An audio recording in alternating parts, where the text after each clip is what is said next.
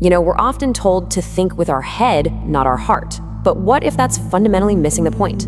Today, we're digging into a text that flips that common advice on its head, making a powerful case that the heart, not the brain, is the true center of our wisdom and consciousness. Let's see how it builds that argument.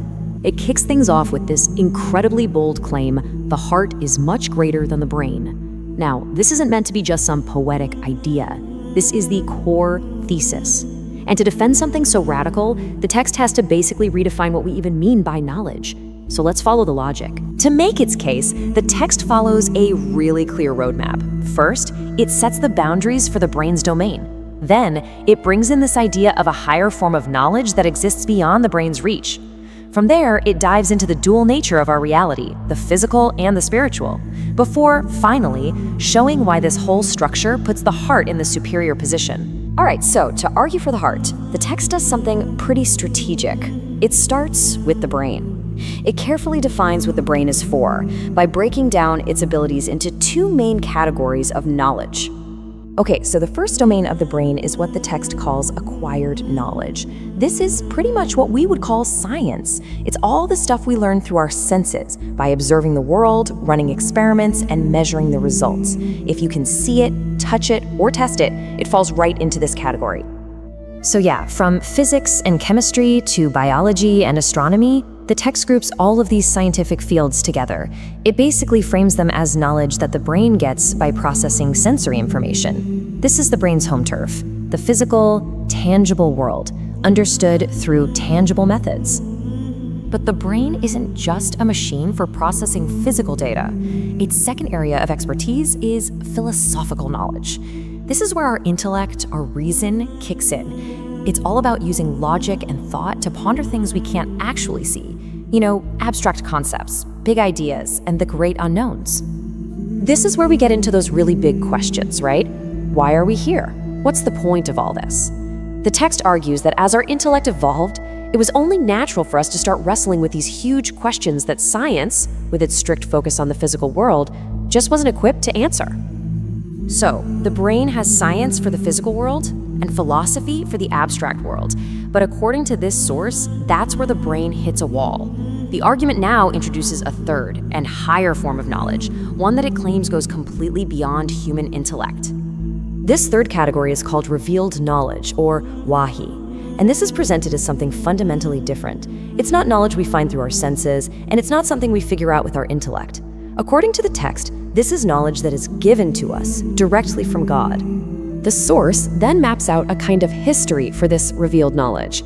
It's described as a chain of revelation, delivered to humanity in stages through a series of prophets.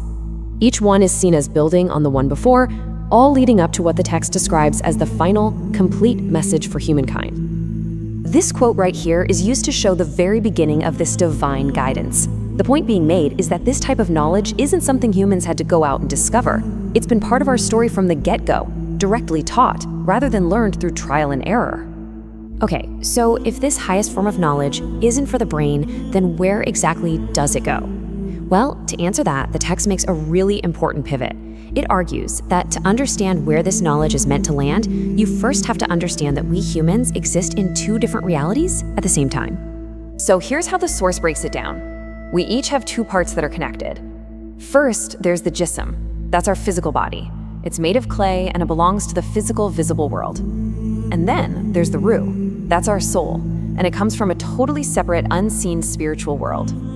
This specific verse is presented as the foundational evidence for where the soul comes from. The body is from the earth, from clay, but the soul, according to this perspective, is from the very Spirit of God, which gives humanity a direct link to the spiritual realm.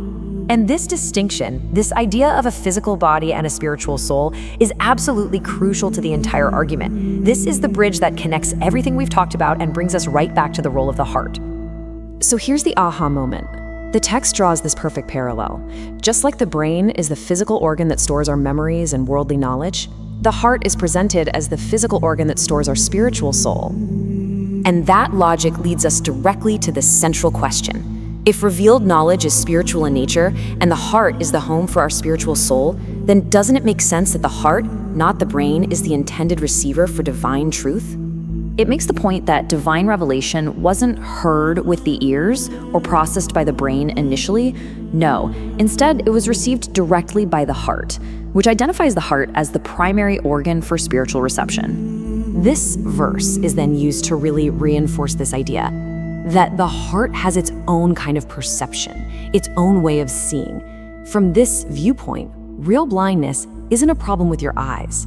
It's when your heart can no longer perceive truth. So we've got the 3 types of knowledge, and we've got our 2 realities, the physical and the spiritual. Now that all the pieces are on the board, we can finally look at the text's final verdict on why the heart is considered greater than the brain. So in a nutshell, the argument is this. The heart's greatness comes from its direct line to the divine. It's the designated receiver of that highest form of knowledge. It's the home of the soul, which itself comes from a divine source, and it can perceive realities that are beyond our physical world. While the brain is busy processing earthly things, the heart is connecting to the eternal. So after building this entire intricate case, from science to philosophy to revelation, the text ends not with a boast, but with a statement of profound humility. It suggests that while this framework can help us understand, the ultimate, complete truth remains a divine mystery. It's a compelling worldview, and it definitely challenges us to ask ourselves, what should we really be listening to? Our head or our heart?